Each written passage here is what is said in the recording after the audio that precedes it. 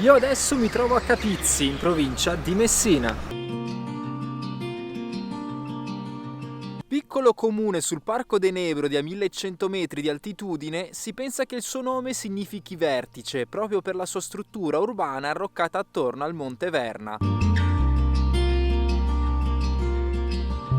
La sua fondazione è da accreditare ai Siculi per sfuggire alle pressioni dei primi colonizzatori greci, ma la prima testimonianza giunta a noi circa il suo nome l'abbiamo con Cicerone, quando all'interno delle sue verrine la menziona come Aurea Urbs Capitina, ad evidenziare la ricchezza del territorio.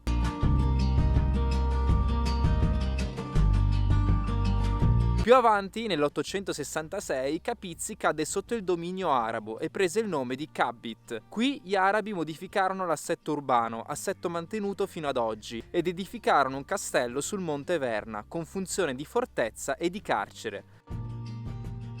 Con la cacciata degli arabi da parte dei normanni, a seguito della battaglia di Cerami del 1063, furono introdotti nuclei familiari provenienti dalla Lombardia e dal Piemonte, ma non riuscirono a prevalere sull'impronta greca già affermatasi all'interno di questa comunità.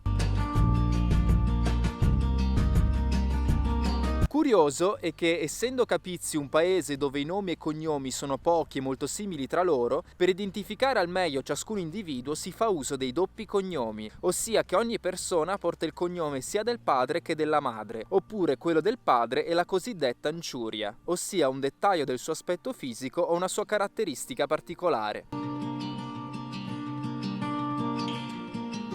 Non va dimenticato che qui a Capizzi nacque e visse il pittore Antonino Mancuso Fuoco, famoso pittore naif caratterizzato dai forti cromatismi e che dipinse numerosi aspetti della vita quotidiana qui in paese, comprese anche le fiere, le feste di paese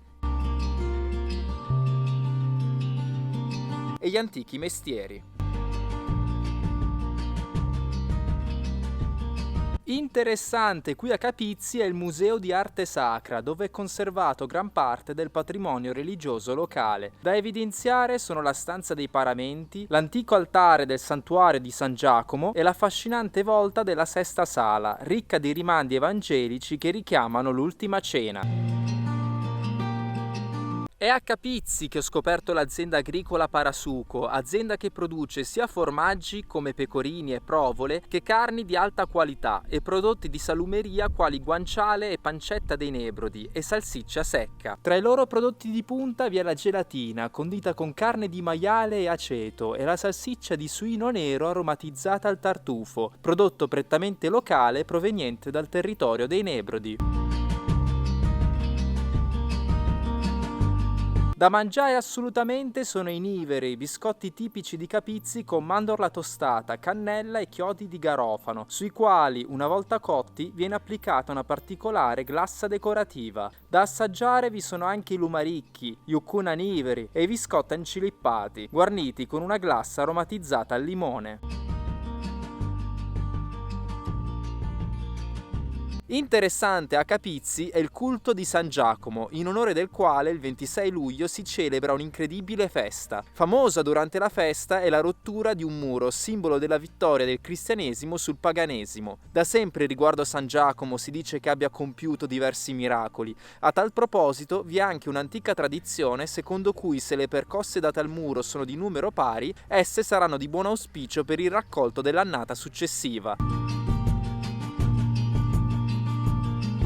Piccola curiosità, negli ultimi anni si sta creando a Capizzi un vero e proprio cammino di Santiago che attraversa diversi boschi di questa zona nebroidea, quali Capizzi, Mistretta, Nicosia, Cerami, Troina e Cesarò.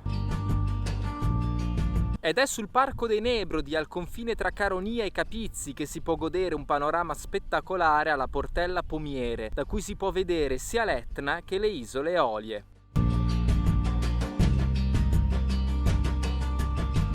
Ed è sempre qui, sul Parco dei Nebrodi, che si può trovare il tartufo, fungo ipogeo dalle alte proprietà organolettiche e nutrizionali. In compagnia di Giuseppe Lipari e Fernando Presti Filippo, il presidente Associazione Italiana Cavatori Regione Sicilia, mi è stato raccontato che il tartufo dei Nebrodi era stato menzionato già da Cicerone e che la sua presenza fino ai 1500 metri è un'eccezione alla regola, dato che lo si trova notoriamente a un'altitudine di 1000 metri. Ed è proprio per la sua presenza qui sui Nebrodi che ogni anno a Capizzi si realizza la sagra del tartufo.